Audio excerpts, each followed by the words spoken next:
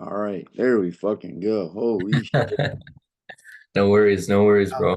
crazy what I just did. And you don't even understand. How's it going, man? Hanging in there. Sorry for the hold up. I literally hold on, let me see if I can get my microphone working again. I haven't used all this stuff in so long. Uh yeah, I was trying to get the everything, I was trying to get it working, and then I was like to be fast, I thought I would send a link to like my Facebook so I could just click on it real quick. And then my Facebook did some wild shit and wanted me to like change my password and all this other crazy shit. Can you hear me okay? I can hear you perfectly, bro. No All worries at all. right. All Yeah. I don't good. know where I just realized I don't even know where my cable to this microphone is. So I guess it don't even matter. All good, Oh, man. wait, there it is. Hold on one sec. Hold on one sec. No problem, no problem. Yeah. How you doing, brother? Everything good? Mm. Trucking along, man. Trucking along. Yeah, doing Let real me well. plug this mic in real fast. I'll be right back. Yeah, no worries. Yeah. I appreciate you having me on. It's exciting. Oh, dude, glad to chat, especially with someone that's thoroughly involved in the game. So Yeah. I've been around a little bit, you know. Uh,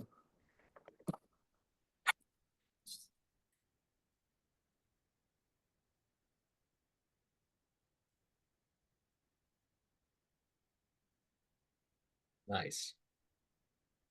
you hear me on here? I can. Yeah, that's perfect.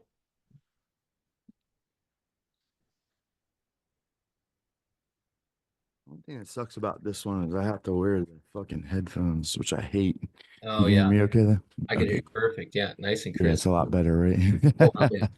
The Okay. old, this is my old, when I was doing podcasts for a little bit, this was like my little setup here. You Yeah. level up at night there. Yeah, yep. That was it, man. That was it. Yeah. The late night level up. Yes, sir. Fuck yeah. So, fuck man, let's get right into it. Tell me about how you got into this. What got you started? Was it a movie? Was it a fighter? What got you into the game, basically? Yeah, man, probably the same thing that got so many other people, kickboxer, 1989. I was 9 years old. Um, I was already in martial arts. I'm a lifetime martial artist. I got into Taekwondo when I was 6, so that was in 1986, super long time ago.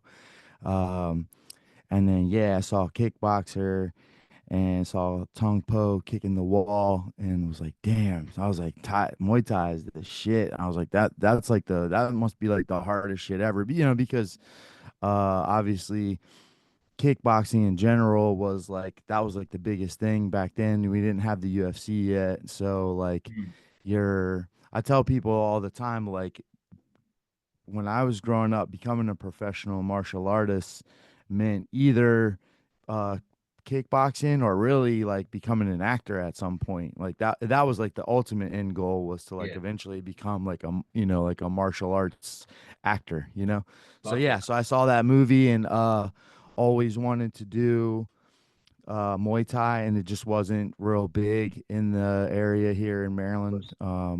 when I was growing up, and then I finally found a Muay Thai program at an MMA gym in 2006. So it was like a long, I did uh, Taekwondo till I got my black belt, did Kyokushin, got black belt in that, competed in both, and then had like kind of a long hiatus and then finally got back into it when I was 26. Shit. Fuck, that is a quite a big stretch for you to finally find that perfect spot. But it's funny that John Wayne Parr told me the exact same thing. It was Kickboxer that sent him to Yeah. England to do this shit. And that's what gave us so many people. So like you said, Yeah. so many people were Yeah. influenced by it. Yeah, that's a cool like alumni to be a part of, I guess, the kickboxer movie alumni. Yeah, Yeah. 100%. It's like the White Lighter Club or the 27 Club, except it's Yeah, absolutely. Yeah. So we're still kicking. Yeah. yeah. Fucking A, that's awesome, brother. Yeah, and that was fun actually, and what was crazy was there was two things that I really wanted to do martial arts wise like all my life. Muay Thai was one. And since like a kid, I was like obsessed with samurai and ninja and just like that whole culture as well too.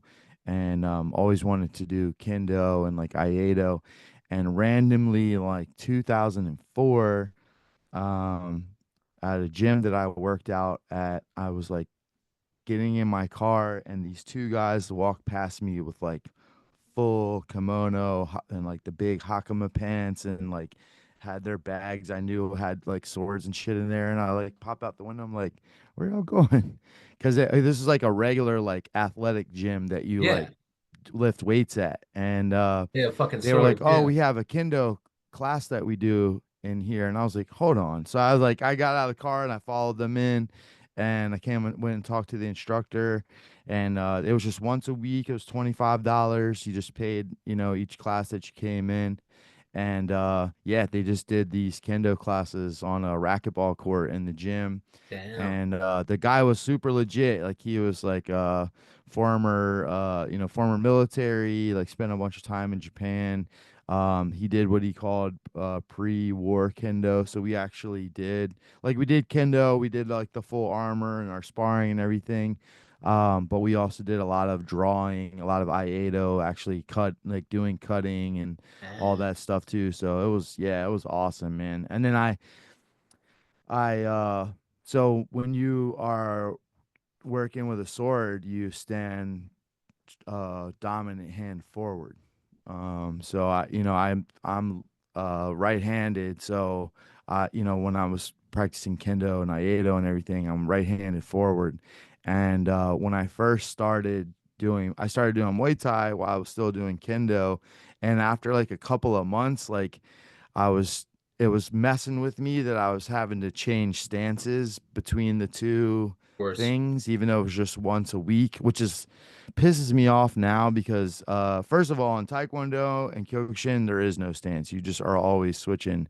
So I don't know Totally. why I was having I think there was just, when I first started Muay Thai, the people I was training with were so much better than me. Like the learning curve was really rough. So um anything that was throwing me off, I felt like I had to kind of get rid of. So I stopped doing kendo after a few months of doing Muay Thai, just to kind of focus on being in one stance and getting locked in. And then I lost contact with that instructor, which crushes me because I still have all these years later, I've been still looking for him, because now that I have my own gym, I would like to find him and have him just come do the classes here so I can selfishly take him again myself. Yeah. If he hears this, you got to come down a I level up. know. Well, the problem is, and his first name is John, and I don't know, I think just too many shots to the head over the years. I can't remember his last name. I've had so many students trying to help me find him, like track this guy down. What was crazy is the gym that he was teaching those classes out of, I even had their like head manager of that place. Like I think this guy used to be in the CIA or something, because Give up. there's like some kind of mind wipe thing where like everyone knows who I'm talking about, but no one can remember his last name. Like no one has any contact information. And he No. was like a straight ninja type dude, so I wouldn't be surprised. So yeah, John, if you ever see this, man, track me down. I'm trying to step my sword game back up. That'd be fucking amazing. Holy shit. So Yeah. that kind of we could go right into Urban Ninja and like Yeah. Combat SC there. Like kind of that intertwines with obviously the getting into it more. Do you guys do a show regularly or what's that schedule like? And Yeah, so man, Urban Ninja was like my clothing brand. So I started that actually back in 2009.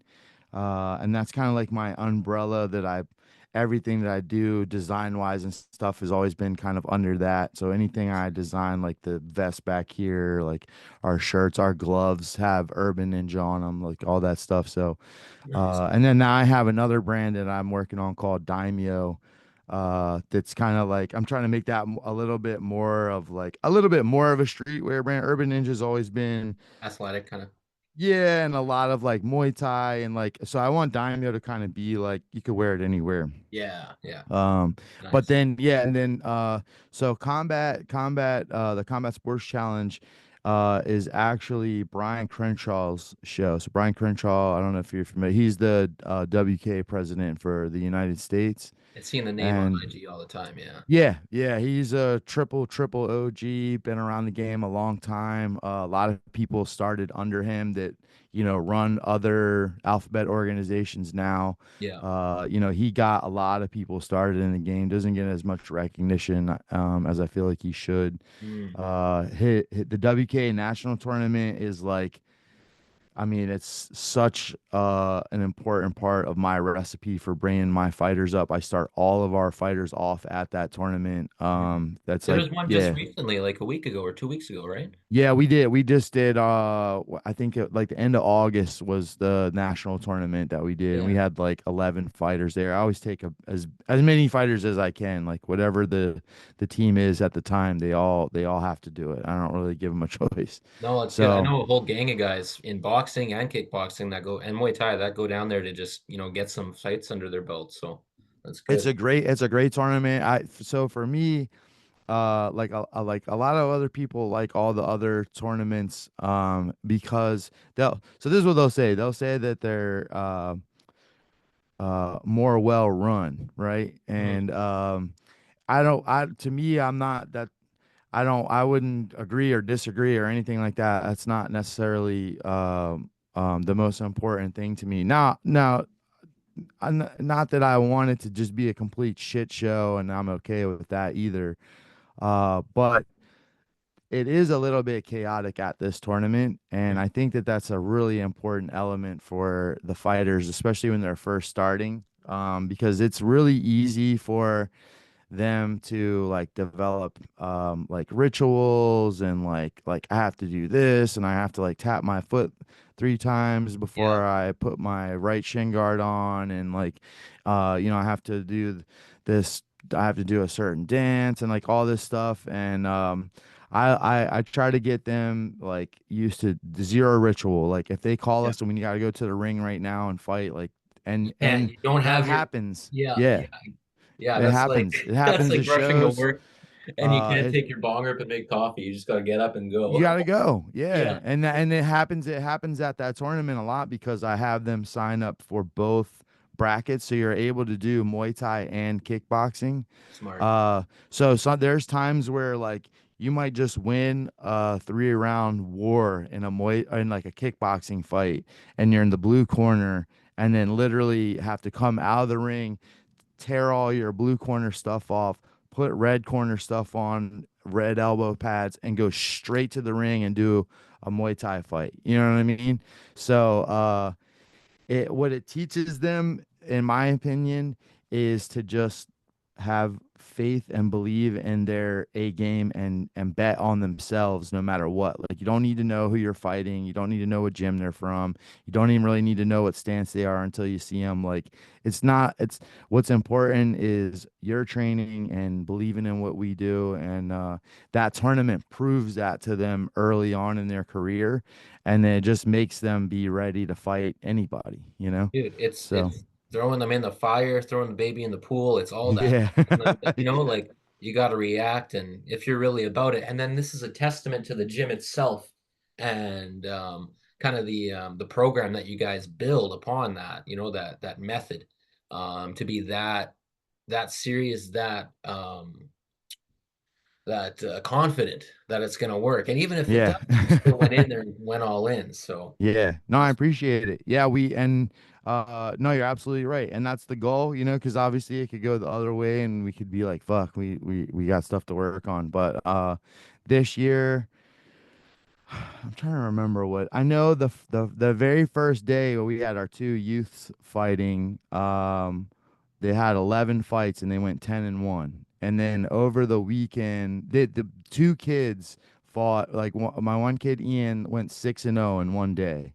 Uh, and you understand, in WK over here where we're fighting, there's all these Russian. I say Russian. I should probably. They're like Uzbek and like all that, but yeah, former USSR. yeah, And they're killers. And these kids, have.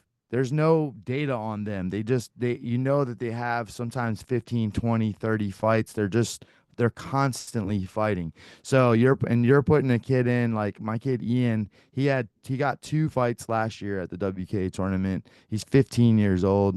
He fought one of those kids last year and had a really hard fight on. Actually came out on top.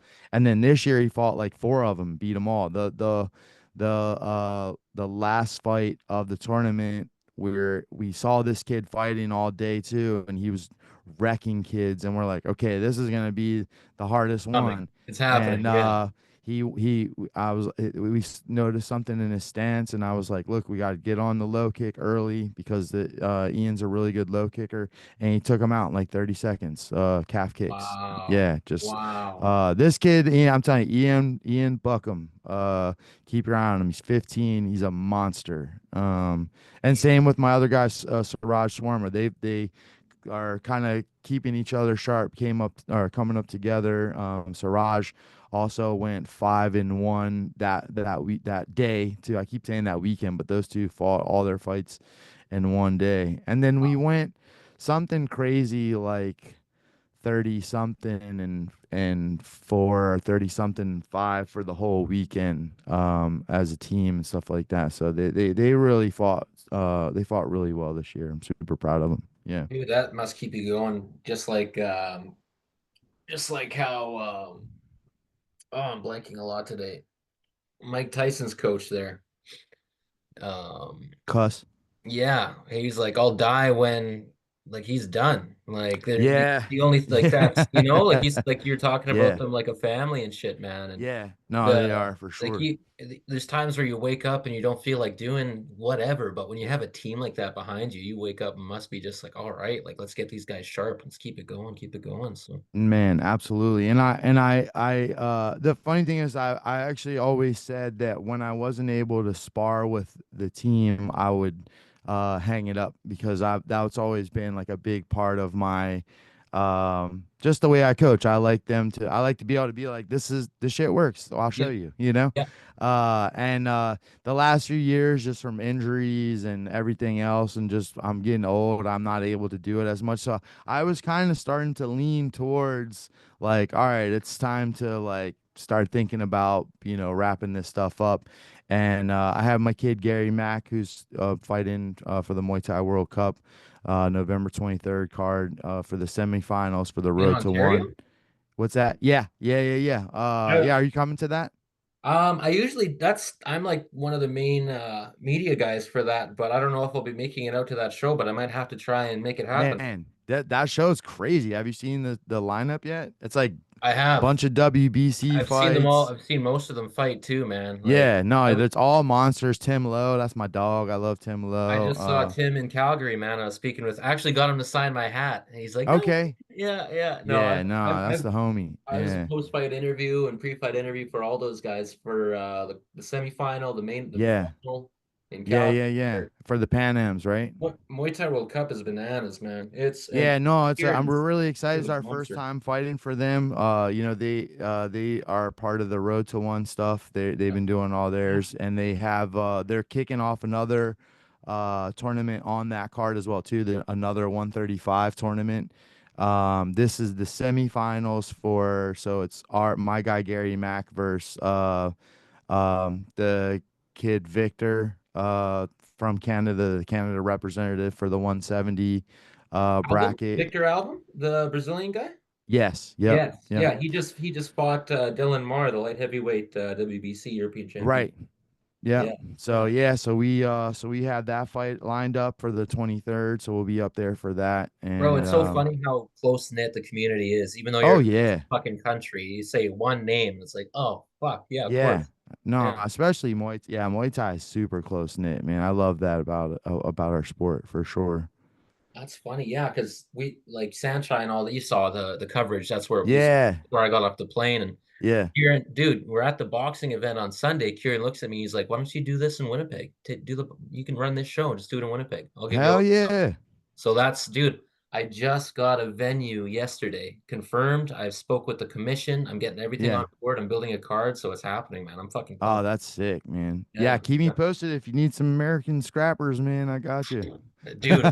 And yeah, 100%. That'd be Yeah. fucking amazing. We'll talk. We'll talk. Yeah, let me Yeah, get absolutely. the T's crossed and I's dotted with the commission. 100%. Yeah, But 100%. I spoke with him yesterday and he loved it. So Yeah, that's exciting, man. That's super yeah, exciting. Nah, that event looked awesome. Yeah, yeah. I was jealous. Well, hey man, it's just showing that, there's still so much room to grow in both Absolutely. areas, right? Like there's so much room. Yeah. Getting into this, like dude, I started all of this March 6th last year. So I did, Holy shit. yeah. I was a chef for 9 years. Was in the Oh, construction nice. game. Was a fan, like when I was running restaurants, I would say just give me Saturday night off so I could watch UFC. And I Yeah. watched one championship in the morning. Yeah.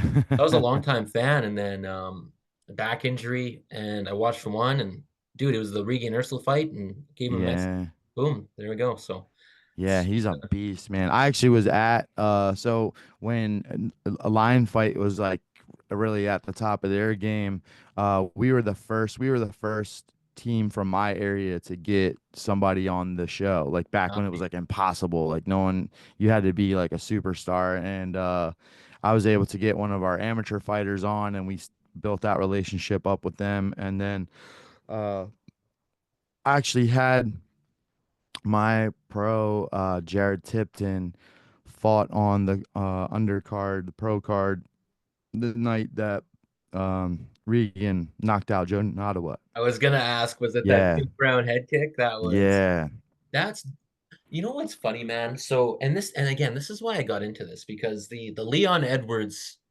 same head kick against Usman. uh-huh, yep, Okay, hmm, international superstardom, global superstardom, right? right, I watched the exact same thing from Regan Ursel, who was 22 and 0 for 8 years. yeah, I asked people who he is, nothing, it's nothing, not ridiculous. a No, it's fucking wing. ridiculous. Not, dude, I could ask 100 people on the street, and all 100 would say they have no fucking idea.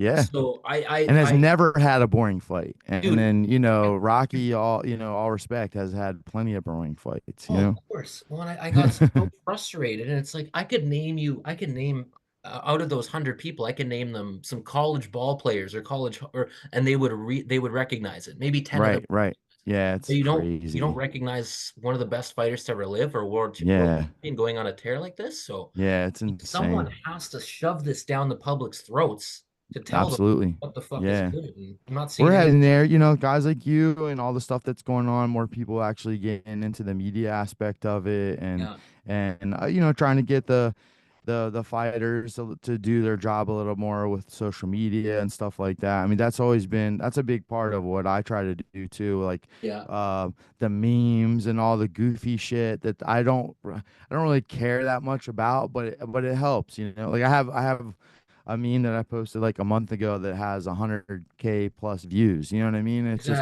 but exactly. it's like Muay Thai, and it's getting Muay Thai. More people are like, "What is this?" So And the gym and the brand is a part of it. The team is a part of that too. yeah, It's all it exposure. has to be. Yeah, Yeah, a yeah, 1000%.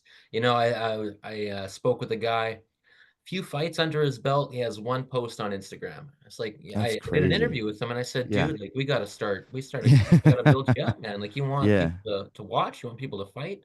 What yeah, do they do first thing? They go up and look on Instagram. That's usually the first yeah, thing, and it's in their pocket all day. So utilize, yeah, advertise yourself. yeah. No, But and when you see that, you're kind of like, bro, are you weird? Like, what's going on with you? Like, what? yeah, Post yeah, your shit. You yeah, know what I exactly. mean? Yeah, that Yeah. I was like, there's nothing here. Like, what's going on? Yeah, but well, It's bizarre. it Yeah, is. no, I try to do as much of the social media stuff for our team as possible and Mhm.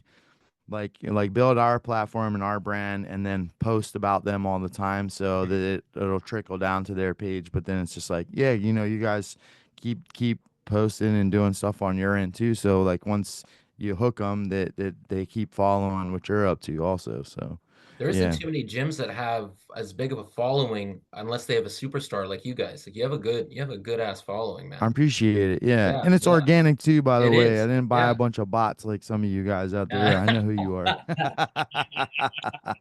You can Yeah. tell, man. 150,000 followers, my arse. Yeah. I'm like, Yeah. okay. Yeah. Yeah.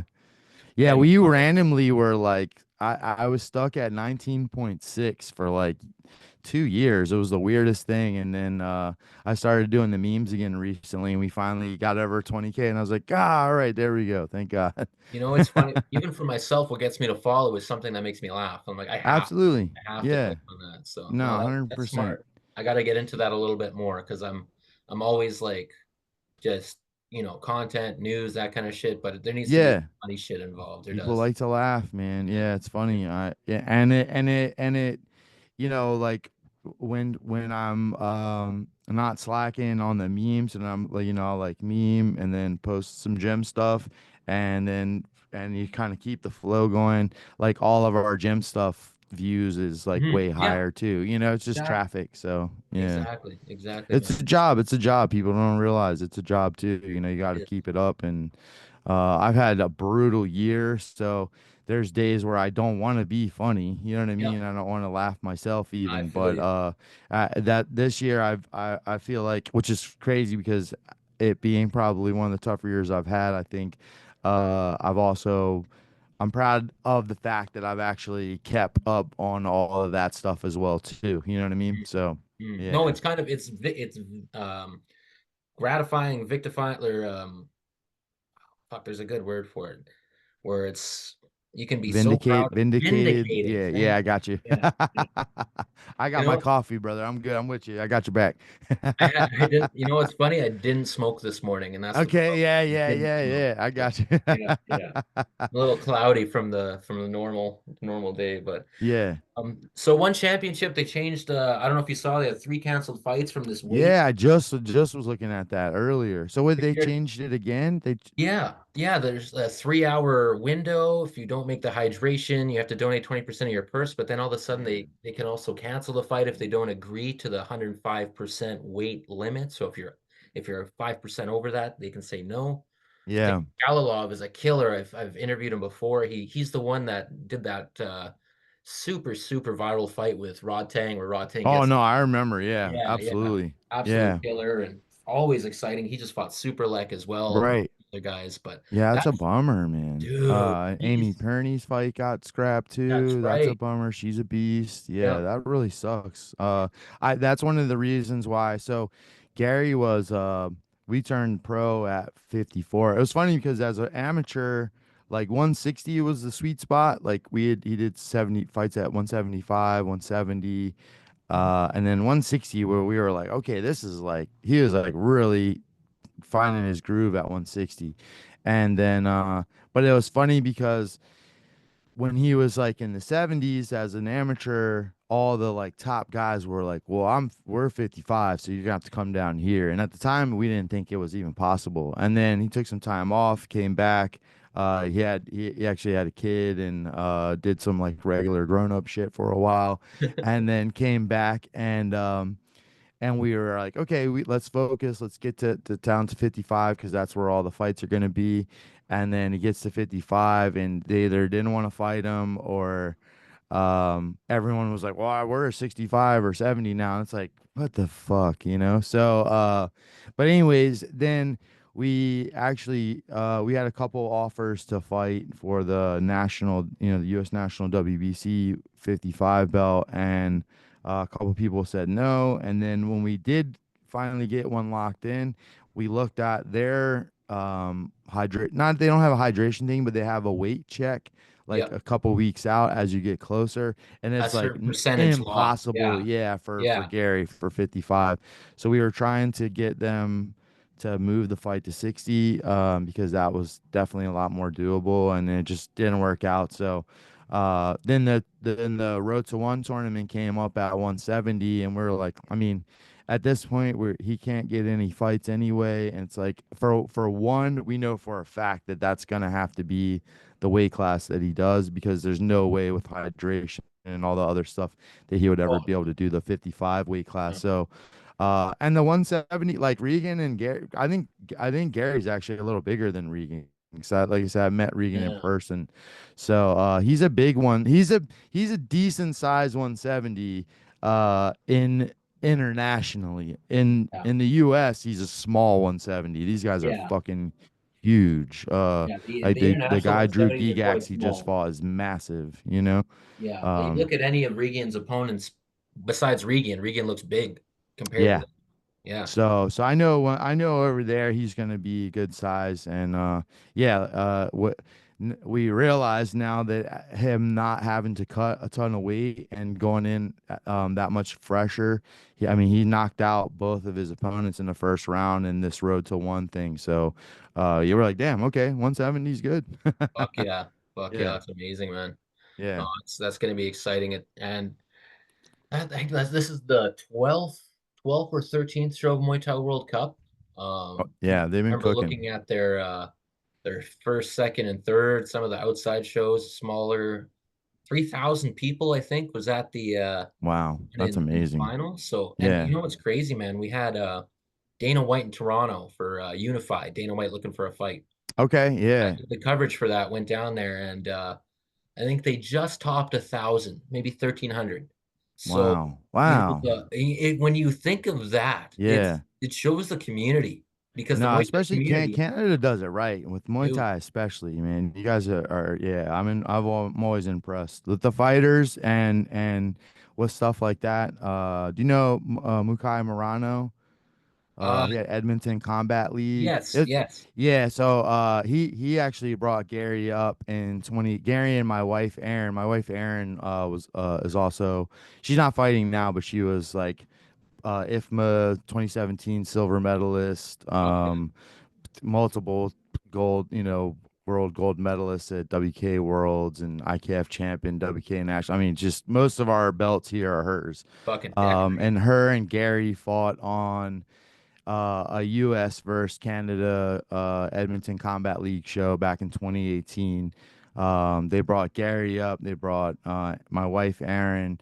Um, um, Luis Morales from FKA Ace of Ten Pals Gym, Oh, nice. and I'm drawing a blank. He's gonna be pissed at me 'cause he's my boy. But and That's there's okay. another fighter from Florida too, and they had the four of them versus four Canadian fighters, and they went 2-2 on the night. Gary and my wife Erin both won. Nice. Luis and God damn, I don't know why I'm so mad I can't think of his name.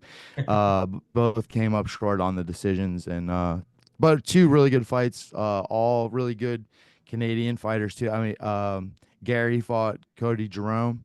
Yeah, that's right. So yeah, everyone Yeah, knows Cody. I mean, he's the yeah. undefeated pro now, Going WBC into one, champion, waiting on that waiting for debut. his road to one fight. Yeah, so Gary beat Cody that night, and man, I don't know. Now see, I was talking shit and about my coffee, and now I'm having a brain fart. Aaron fought Scott's girlfriend, Scott McKenzie's girlfriend. Yeah, yeah. You know what I'm talking about. I She's know a who you're I talking see about. boxer bitch. I know her Instagram handle. Yeah. I Who's follow her. another phenomenal female fighter too. She's so and it was really cool because she's was the IFMA representative at that weight class as well too. So it was cool to have like the U.S. and the Canadian IFMA representatives fight each other. And Oh, fuck my yeah. wife came Full out on circle. top of that one too. So yeah, super cool. It was a WKA North American title. Amazing show. Really cool venue. It was like in Edmonton in this like looked like kind of like almost like a country western bar type thing, and then like the Nice. ring was in the middle. It was sick. We had a really good time up there. Yeah. That's the kind of venue I got for my boxing match. It's a Cowboys Roadhouse. It's a big old Western kind of style bar with Okay. a boxing ring right on the Yeah. dance floor. They got a balcony and stage. Oh shit, I love that. A balcony always makes it go hard. That's the Dude, best. and they Yeah. just installed new lighting and sound there, so it's That's fucking sick. money. Yeah, I'm Yeah, excited. Yeah, that sounds awesome. That sounds I'm really pumped. cool. I'm pumped, man. Yeah. So you were talking about the golden era of Muay Thai from like 2013, 2017. Yeah. One of the long-term goals would be a documentary on that era. Yep. Yep. Yeah. I'm doing all the like pre-production stuff on it right now, just kind of like like kind of writing out who we want to talk to, reaching out to those people, and then figuring like kind of trying to start mapping out like travel, like where we should go, where we might be able to like group a couple interviews together and stuff like that too. So it'll probably take a couple months to like plan all that stuff out just to make sure it's as efficient as possible. But Mhm. yeah, I'm really excited about that project. I think that um it was a magical time. I'm sad that it like kind of came and went because it felt like it just felt like everything was really going to take off in a completely different direction. And I feel like Yeah. we're making our way back to that now with all Yeah. the grassroots shows that have become the big shows in North America. And then, ONE FC has obviously made a huge impact on the sport in general because people are talking about changing rules and moving to Well, 3 rounds and all kinds think of stuff think like of that. this. So, The Friday fights just started last January, last year, hmm you know, yeah, like from from what Friday fights alone has done, and the I fact know that it's they still do crazy. their main show as well. Yep. It's given a global opportunity to every fucking country, province in the world to Yep. be able to make money and a living and No, build a it's brand amazing. off of it. And Yeah. even dude, not even fucking fighters and gyms, but guys like myself. I watched one championship and I was like, I need to be a part of this in any way, Yep. shape, form possible. Yep. Without a doubt. Yep. And You that's know? and that's the thing that like,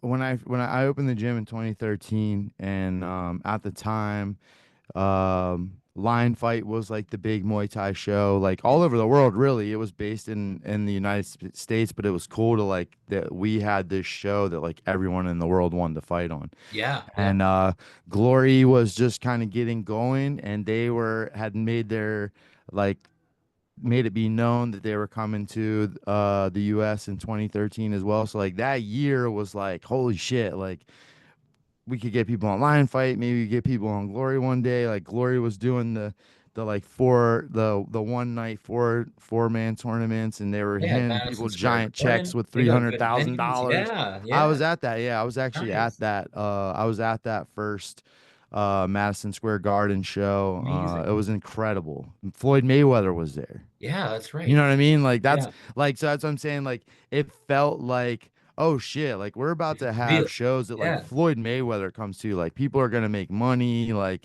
and then it didn't really go that way. Glory kind of fumbled in the US just trying to get their footing. And I think they were getting fed some bad information about Mhm. the talent level. I think they had some people in their ear that were telling them that there weren't any fighters there weren't many fighters worth building or like or there they kind of I feel like they kind of made it seem like there weren't fighters at all that could even compete at that level. And then I think when they started to kind of realize that there was some fighters and they were getting into their groove a little bit in Florida and starting to run shows there, and they were getting they were getting a lot of the guys like Paul Benajic and Asa Tempao, Keeman Diop.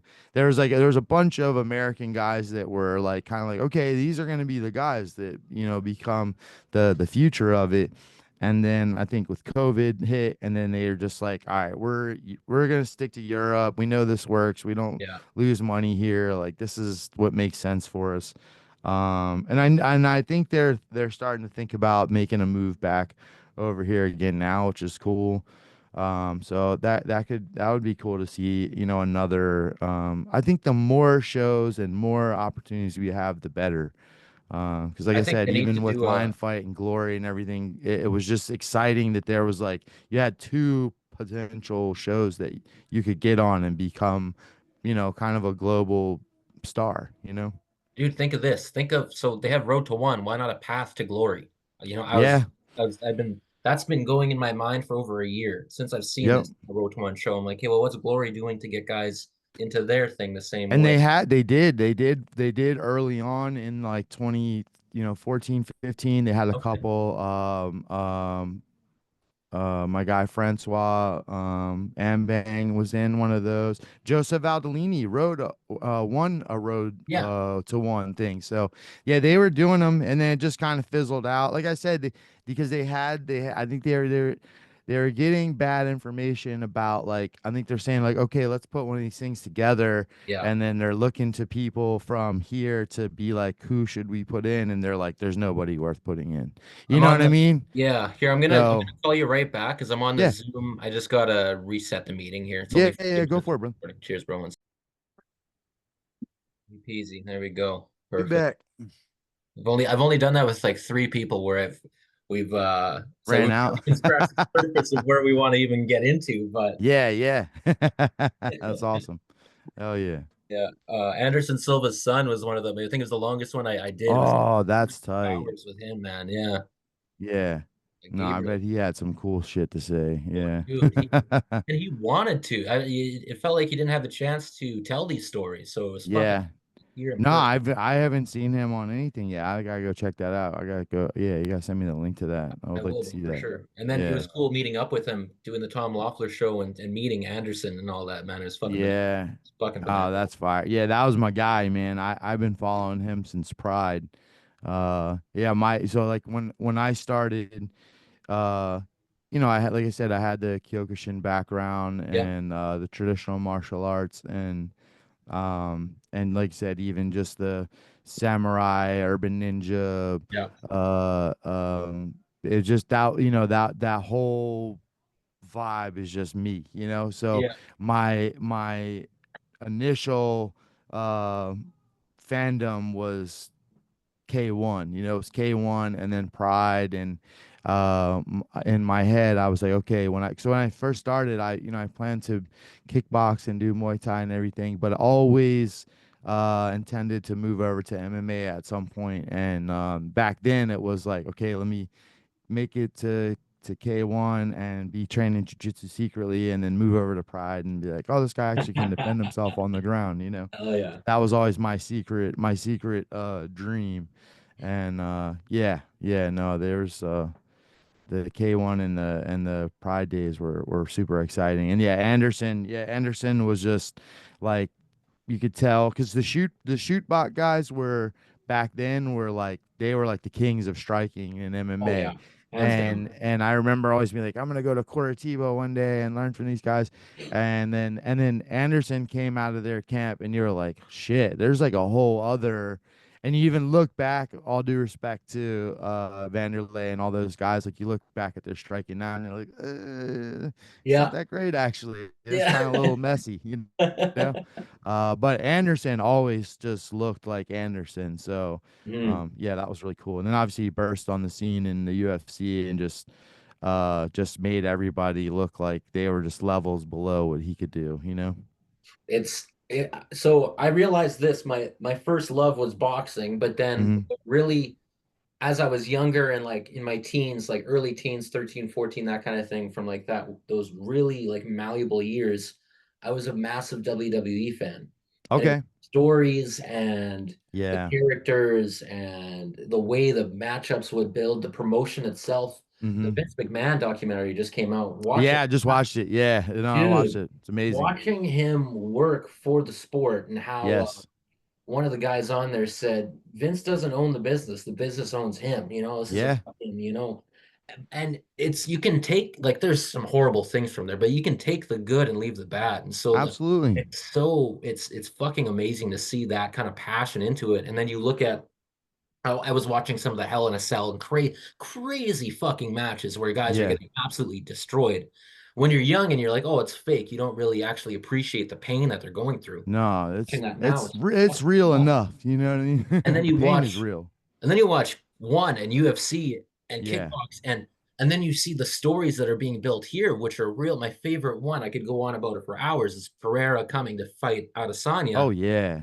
and now where Pereira's at now, like it's It's it's amazing. reminiscent of those prime WWE days. Yeah. These That attitude crazy era. fucking Yeah. stories, yeah, man. Yep. It's peak, and I'm dying right now. It's such a good time and for combat sports. It really is. 100%. And it's funny because I feel that same thing. Like I feel like the sport owns me. Like I've always I have this the spider coach thing, Mm, and one of the things that makes me always kind of made me identify so much with Spider-Man and Peter Parker is like,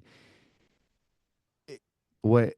he's never like he's awesome and he has this like cool because you just think about everyone just always thinks about Spider-Man, but like Peter Parker's life is hard. You know what I mean? Yeah, dude. Yeah. Because Spider-Man shit is always in the way. You know, there's Yeah. never time for relationships and all the other things that he needs to do because like is like he might be on his way to go like have lunch with his aunt with Aunt May, and then a fucking car flying down the street with bank robber money flying out the window. He's like, shit, I gotta go get these guys. Yeah. And that's how I've always felt about Muay Thai. It's like it's always been this like since I got involved, like I'm like I have to. There's so many things in the sport that I do that I don't want to do, but I Dude, do no, because I feel like I have to. it's getting You that know? cranberry sauce in and clipped by a bike messenger. That's what that Yeah, is. yeah, yeah. That's what those It things are. is. Yeah. Yeah. And like even now, so like I've I'd been doing these exhibition events since we opened the gym, like all the way back in 2013. And like I have this ever growing video clip. It's up to like 5 minutes now of like people that did their very first like smoker exhibition here that are like Warriors Cup champion, national champion, like just and not like look at me, we're awesome. It's just like No, really no, cool no. to see like that they started on this path where it was just like let's see how this goes and like continued on and are doing this thing. And it's more just like hey, just come and get started. And but I have that same I'm a writer at heart. Like I've been writing this two books for like years, and I keep bouncing back and forth because I get bored. Like I said, the documentary, I have like a whole story in mind that I want to kind of try to tell a little bit, but obviously you're gonna let it unfold as much as possible too. Mhm. When it's Where my large, it's very what's that? large. Yeah, Yeah, yeah, trying to tell a it's a story of big that thing. size. Yeah, Yeah, yeah. but you also got to rein it in a little bit, not let it go too crazy because then it's unfollowable. Yeah, yeah, a four Uh, hour epic documentary Yeah, you're gonna is be all over the place. Like there yeah. has to be that like beginning, middle, and end.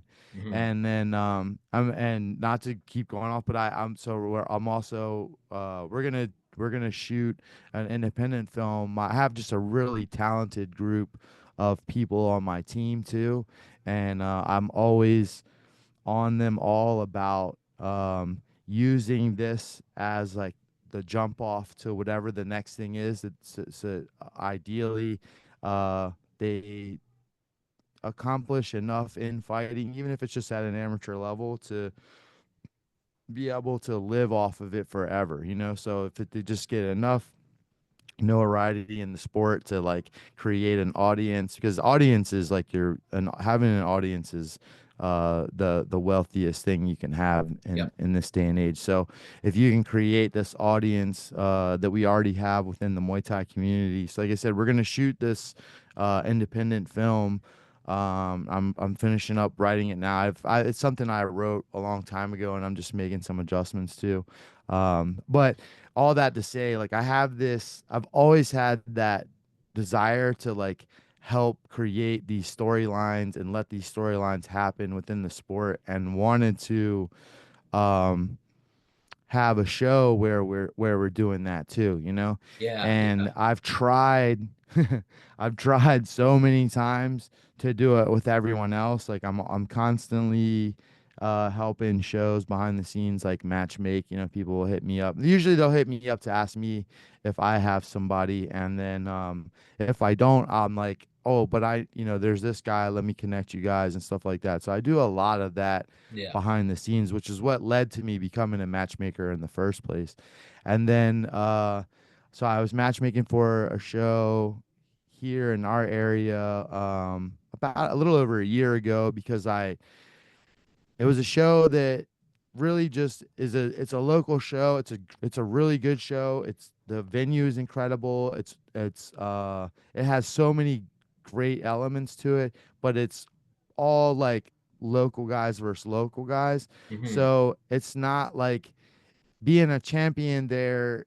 isn't getting your name out there like I think that some of these guys level deserves. Like and so and for us, for example, like we've been fighting in New York and internationally and stuff all the way back to 2013 because for me, I'm like I've never cared about us being the best gym in our state or our like tri-state area. Like I want our gym to be known as one of the best gyms in the world. So I'm Fuck like yeah. we have to be fighting everywhere else and putting our flag in places to let people know who we are. So my goal was when I took that job on as a matchmaker to try to bring in some people from a couple states away that I know are good, and then it's like they're coming here, and everyone knows their level from the other promotions. So Mm. if somebody around here even has a good fight with them, it just starts to build up the reputation of this show.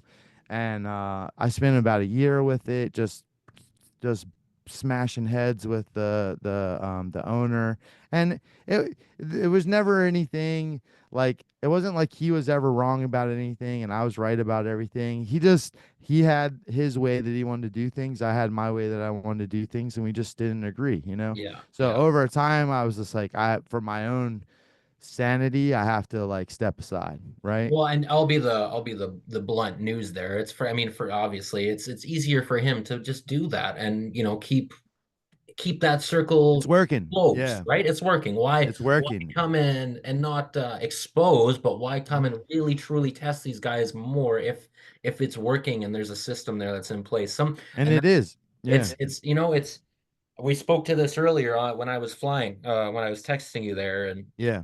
and just and again, to each their own, but when you're talking provincial rankings, national rankings, international Mhm. rankings, world title, like fucking world title to one championship to that level, like you said, you want to be one of the best in the world, then there's Yeah. no room, there's zero room for that. There's Yeah. zero. As soon Yeah. as there's a challenge, you accept. There's no ifs, ands, or buts. If it's Yeah. a challenge where someone's a little less or whatever, sure, but I mean, literally, it's sad for the sport. It's sad for fight fans, especially if you think about these careers that are so, you got such a You don't such a have so much span. time. Yeah. Especially if you start a little bit later, if you start in the Mm-hmm. 24, 25, 26, you only have so much fucking time. So why Yep. not step up and really push your guys and see what Yeah. you can get? It And boggles and my and mind. my and like so my guys are gonna get that regardless, and Yeah. not every team is gonna do that. But I'm also like, we're always behind enemy lines. We're always fighting a Yes. team in their home. You know what I mean? Because Yeah. the we just this year B got side locker the room. rules changed. Oh yeah, big Yeah. time. Yeah. And they've been very big disruptors from that side I the love whole it. time too. I fucking love it. And that was kind of how we built ourselves up because we were always taking these fights we weren't supposed to win, and everyone was eventually started being like, oh damn, I guess they are pretty good. And then but so I wanted to like, my goal was to like work with this show that's local, and I'm like, we've already established ourselves as a team. Yeah. So I know if I put my guys on there and we bring people from other places and they have good fights, like it's like we can bring some of all the work that we've been putting in for 11 years, like we can bring that to a show locally. But then like I said, we couldn't connect on the things that I thought would help make the show a little bit more relevant just in the general public's eyes, like as a Muay Thai community, not necessarily like, obviously our area loves the show. It's a great show. I have nothing bad to say about it. I think that it could be a great show. You know what I mean? Mhm. Yeah. And what a lot of the people who have come in it from more of a business standpoint don't understand, and I understand that they can't understand it because they're not in it, is Muay Thai people are fans of Muay Thai. And if you put a fight on there that's two high level guys, people will come. It's not, Yeah. you know what I mean? Yeah. Yeah. It's not like other stuff where they're like, oh, I'll see what happened tomorrow. No, Like people will drive. Like you it's don't even have to be on their team. Like they'll come to that show it's for that. bananas the show up that Yes. happens at these shows. Like I Yeah. said, that 3,000 people at Muay Thai World Cup is Right. in Rise of the Warrior, which is the prerequisite into Muay Thai World Cup in Toronto. Mm, Same show run by the guy who's going to run Muay Thai World Cup Ontario is the promoter for this, Michael yeah. Fitzpatrick. Awesome guy. Yeah. Yeah. And dude, same thing. Over 2,000 at Rise of the Warrior. That's incredible. It's fucking banana. And then Yeah. you see these levels. Fiza Miraz, she's world champion under 16 from Spartan Yeah. Striking Academy in Toronto. Yeah. Like Yeah. Oh yeah. Okay. I know what you're talking about. Yeah. fucking unreal. The show out that comes out for these kids too, man. Yeah. It's Yeah. bananas. Yeah. Have you ever seen Chip Salazar? Have you ever run into him or Chip the Surgeon? Seen him Yeah. fight? Oh yeah. Chip. Yeah. Yeah. Yeah. Yeah. You talking about Chip Or Chip Pollard? Yeah. Pollard. Yeah, Yeah. Miraz. I know you're Chip, talking about. yeah, Yeah. yeah, Yeah. yeah. Yeah. Yeah. Of It's the course. last name. Yeah. Yeah. Fucking Unfortunately, had the corner against him the first time I met him. I used to work with Paul Benagic on Instagram. He's a Muay Thai technician. okay. He puts out a lot of he puts out a lot of really great content for like how to, Nice. combinations, bag Yeah, work, stuff like that. He was for a little while too part of are you familiar with Shane Fagan, the Muay Thai guy? I am. Yeah. So the Muay Thai guy was like our one of our first like big um um personalities in the space, and he had his podcast for a little while, and then over time him and Paul connected and they were doing the Muay Thai guys podcast together, and then I think Shane just was ready to kind of like do something else for a little while, and but Paul's been continuing to keep the Muay Thai technician brand going. He has like a lot of good stuff. Anyways, uh, um, him and I connected in Spain in 2015, I think, for the WKA World Tournament, and I was there with my wife and ended up coaching Paul and a whole bunch of other fighters that year, and we just like synced up.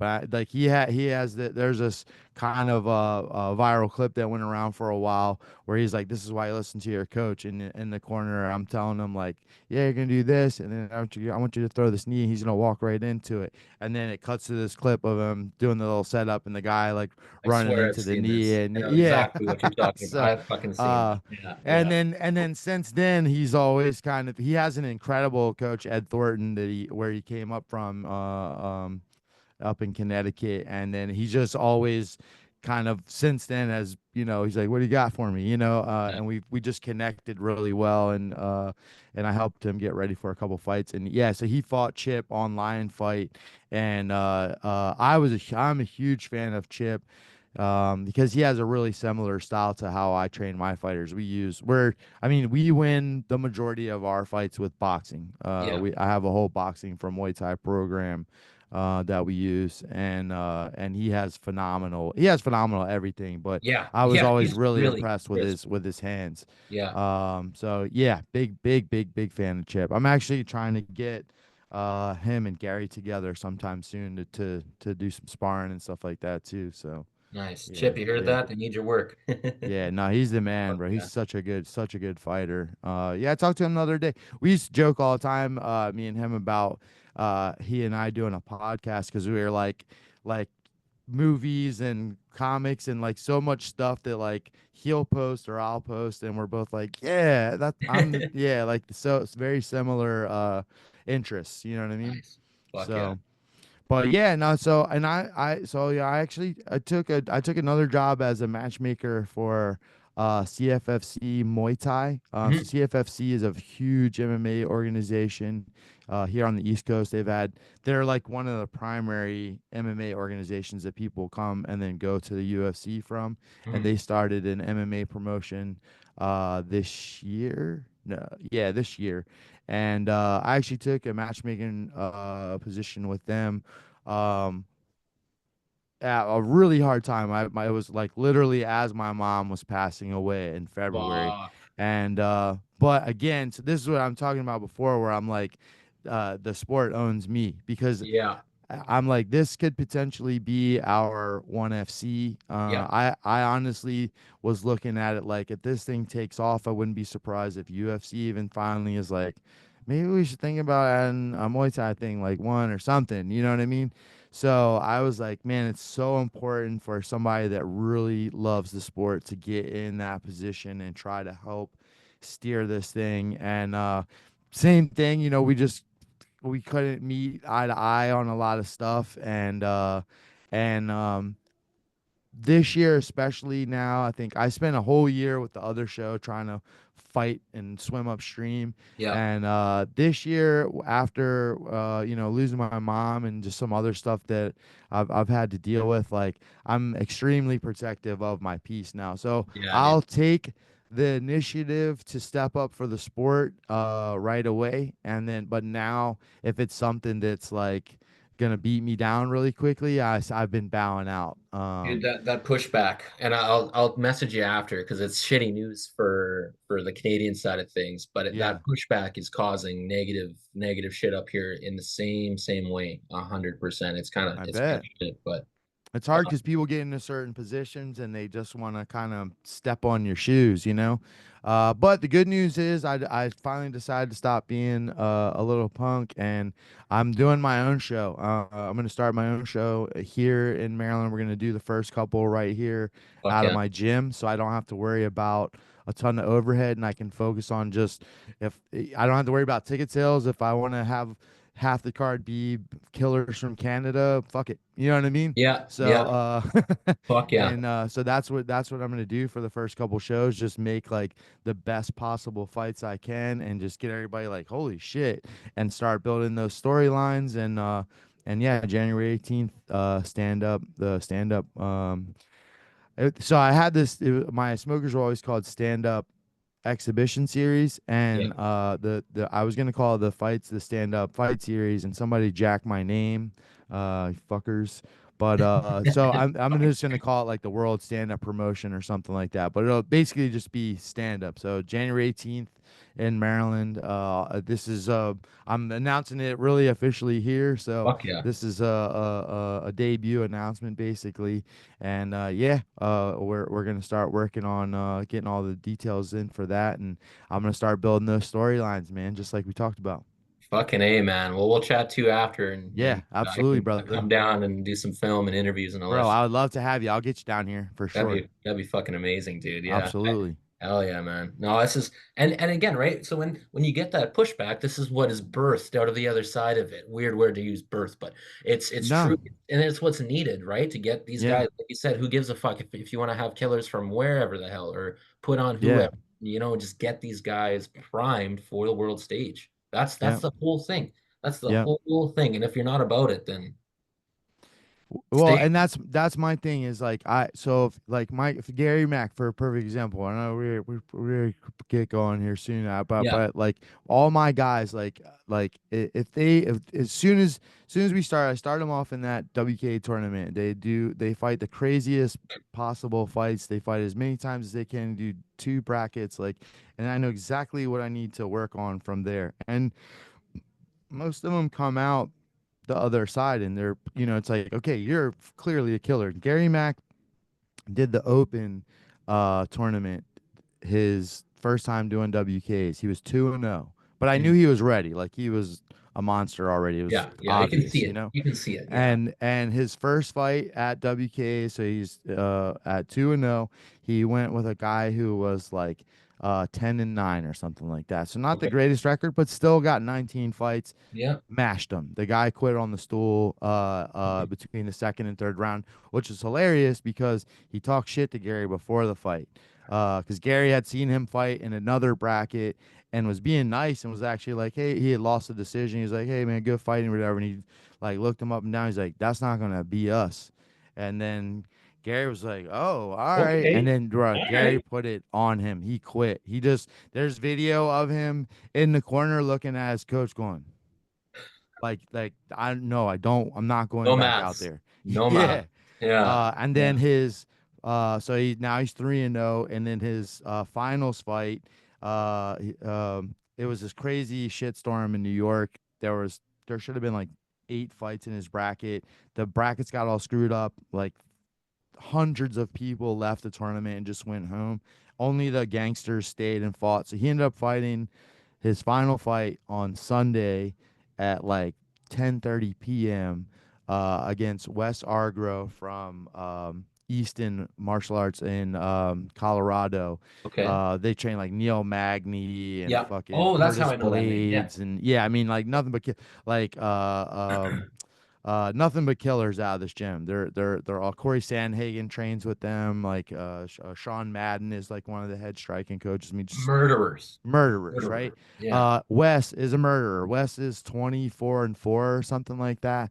So we're like, all right. I mean, listen, this is gonna be a good fight. Let's just go in there and get our ring time in. And Gary wins. Gary Oh, gets a shit. decision win.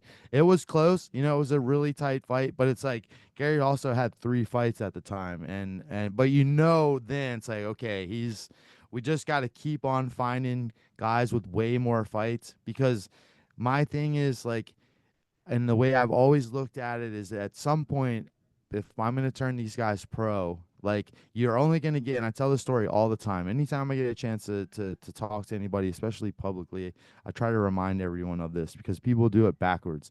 If you're going to go pro, you should be looking at the top fighter in your weight class in the world. And it sounds crazy because you're like, well, I'm not going to fight them. I'm like, but you want to eventually, right?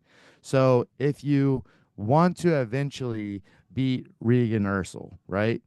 Are you gonna turn pro, or even just from the amateur level? Are you gonna fight every bum you can find? Are you gonna take nothing but easy fights and never challenge yourself?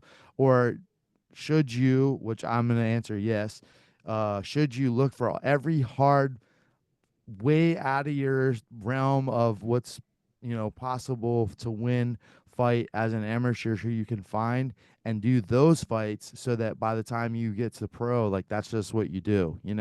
And that's what he did. That's what he did his entire amateur career. We fought nothing but people with, I mean, he was fighting people with quadruple the experience his whole amateur career. His That's whole nuts. amateur career, Yeah. not Yeah. even double. I'm talking Yeah. like he's single digits. They're like 25, 30 fights. You know 2 what and I'm 0 to saying? So 19 fights, 10 times the goddamn. Yeah. it's yeah, Fucking and bananas. by the time he turned pro, it's nothing. When he turns pro, no one wants to fight him. Obviously, Yeah. his pro debut is against a guy with 9 pro fights. Okay. Holy shit.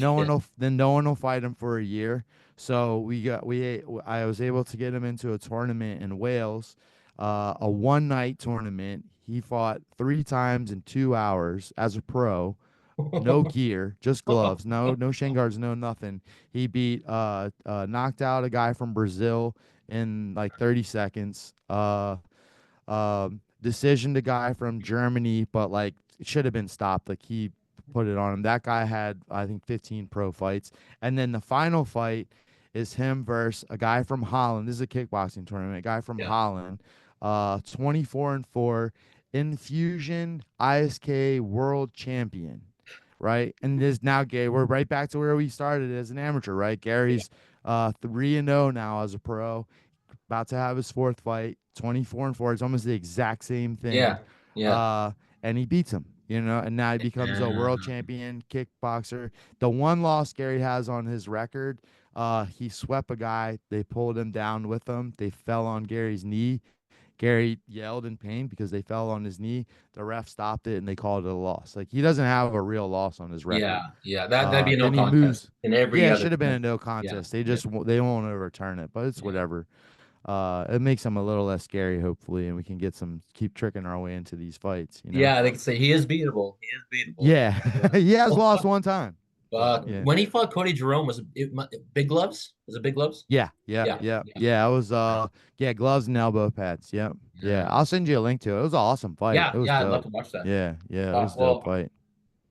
probably let you go here, man. I know we could probably go on for another 2 hours Hell yeah, brother. Yeah, easily, I'm but excited to continue the conversation just on the yeah. friend vibe. So Yeah, absolutely. 100%, man. Yeah, thanks Yeah. for hopping on and level up boxing. If anyone's ever in Maryland, they want to come down first timer or go pro, hop in there and meet with Jason. Yes, He'll get you sir. sorted. Absolutely. Fucking A, man. Well, yeah, I'll message Awesome, you. You brother. have a great day and a good class, man. Hell yeah. Thanks again, man. I appreciate you, boss man. Appreciate you, bro. We'll talk soon. All right, brother. Cheers, Jason.